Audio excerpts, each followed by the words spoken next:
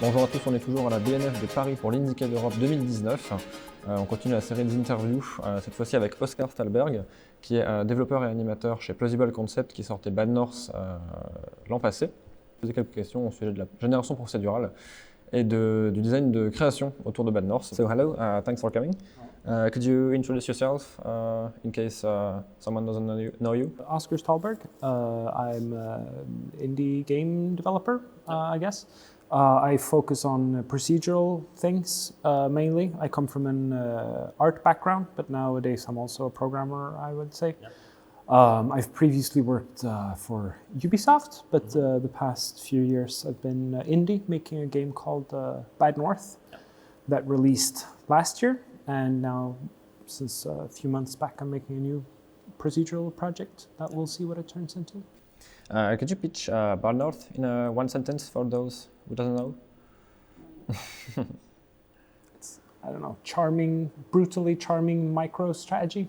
Yeah, that's exactly what I wanted you to say, because my next question is, would you consider Bad North a violent game? Because in the end, the point is to defend your island and ultimately killing dozens of Vikings in the process.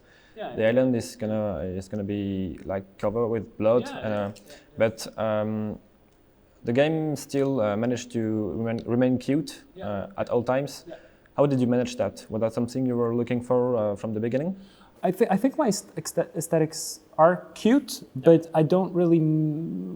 It's not really the cuteness that drives it. It's more the minimalism that drives it. Yeah. But minimalism tends to look cute, I think, especially when you make characters. The minimalistic characters tend to look cute. And the minimalism I very much like, because it's a good way. Like, you can kind of really choose what to express. Like what features do you want to show, and what features do you just want to imply, and what features can you completely leave out. So that's why I really like minimalism. You get to choose what the visuals focus on. I think people often bring up the contrast between like how the game is quite violent, there's a lot of blood in the game in the end, and how sort of cute it is. But it's not really something I've thought about. Like, it's not been a priority for me, but I quite like it that way.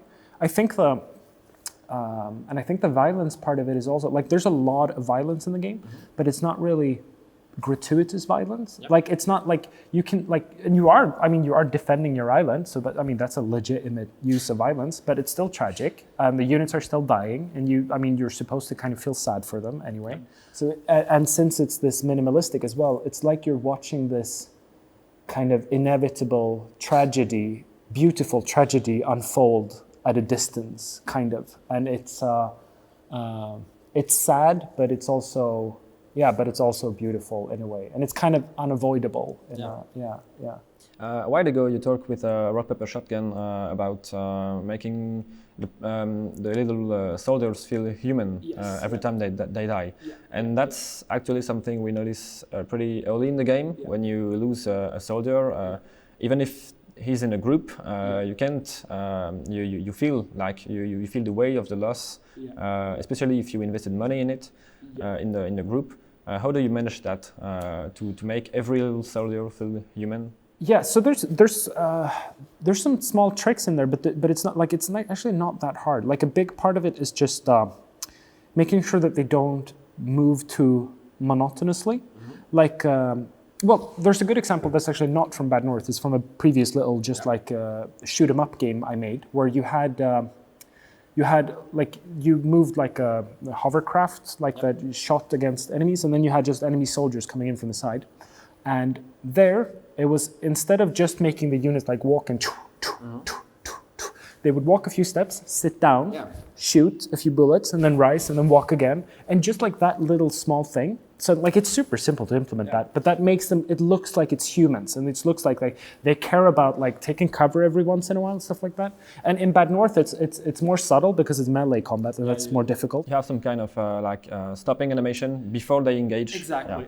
They have like a small little sort of courage meter it doesn't have huge gameplay implication, because it's like it recharges quite fast. It's not like in Total War where the morale goes down and then they flee. But but it just gives them a sense of like, just when they encounter an enemy, they like whoop, and then they need to gather courage, and then they attack the enemy, and then they get fatigued, so then they need to stay back a bit, and then they charge in again. Yep. And it's also like they build the courage a bit differently depending on if they're outnumbered or not. Okay. So like a lone enemy, like just a single Viking that's attacking a group of your units, yep. He will actually stand for a bit before he managed to charge in. Yep. Whereas like a huge group of them, they'll just like run over straight away.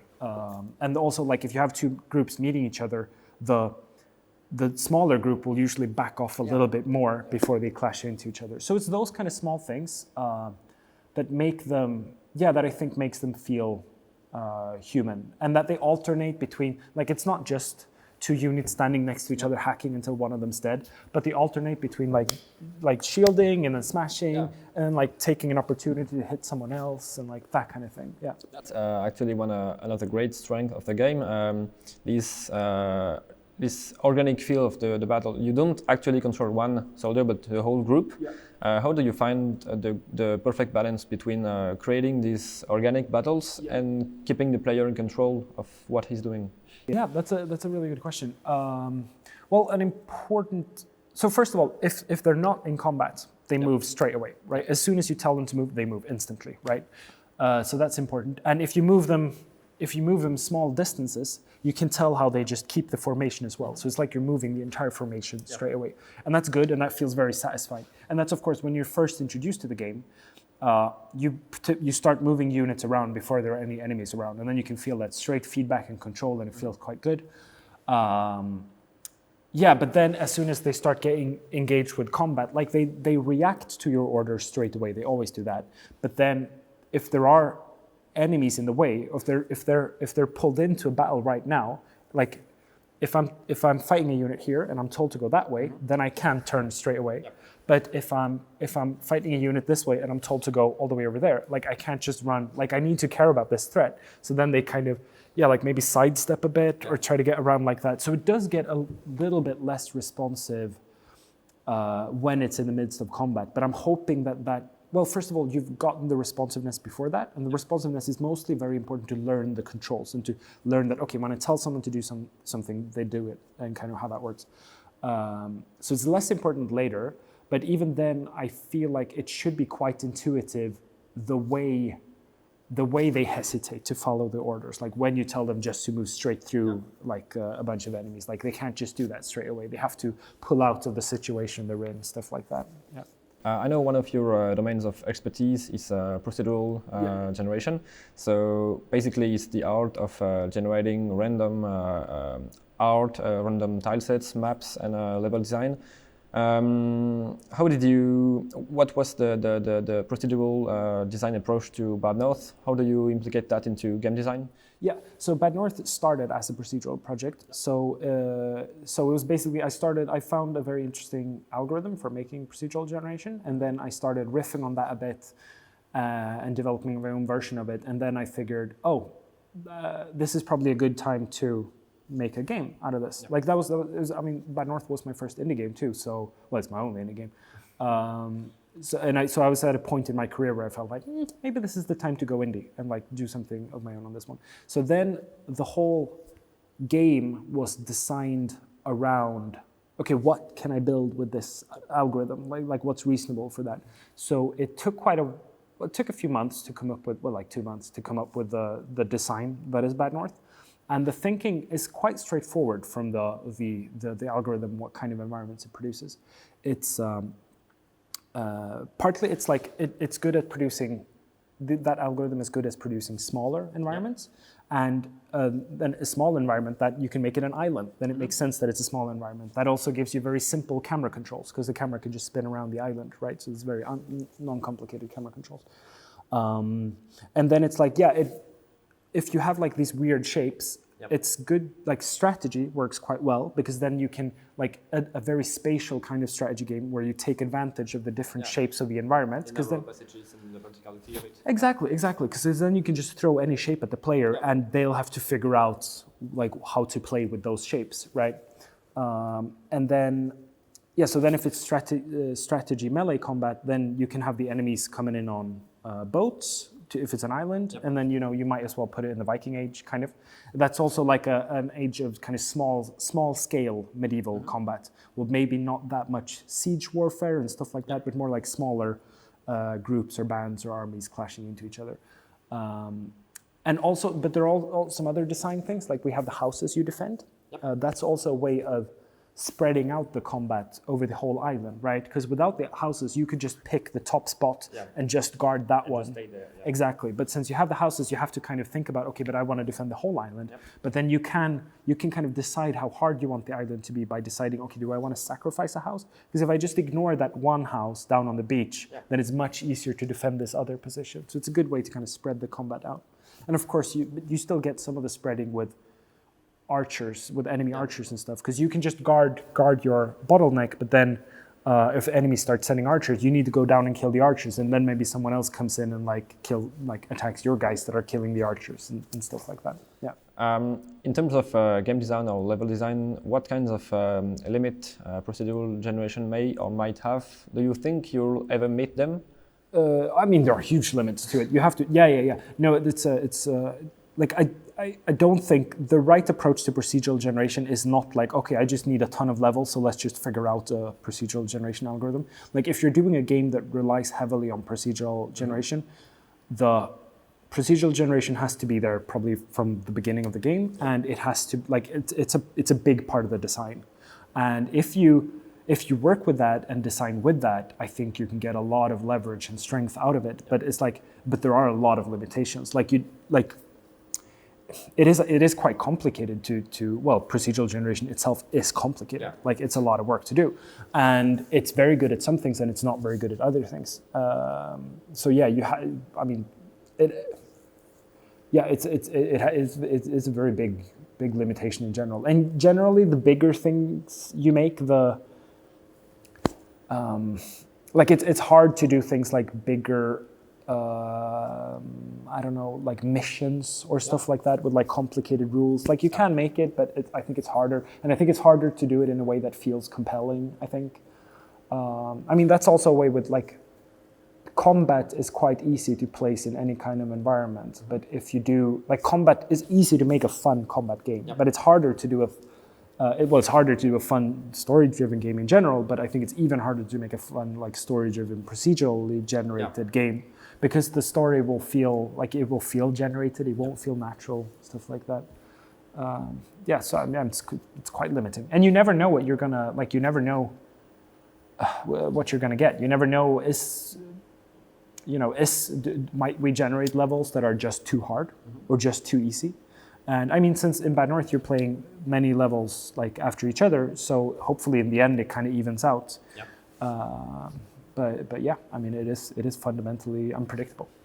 And how do you make the player feel like they're playing a different level and have a different experience every time? Do you have little tricks or little game feel tricks or design tricks to make them feel every game is different? Yeah, well, I mean, I guess, if you play the game for a long time, you will start to notice that it's not that different. But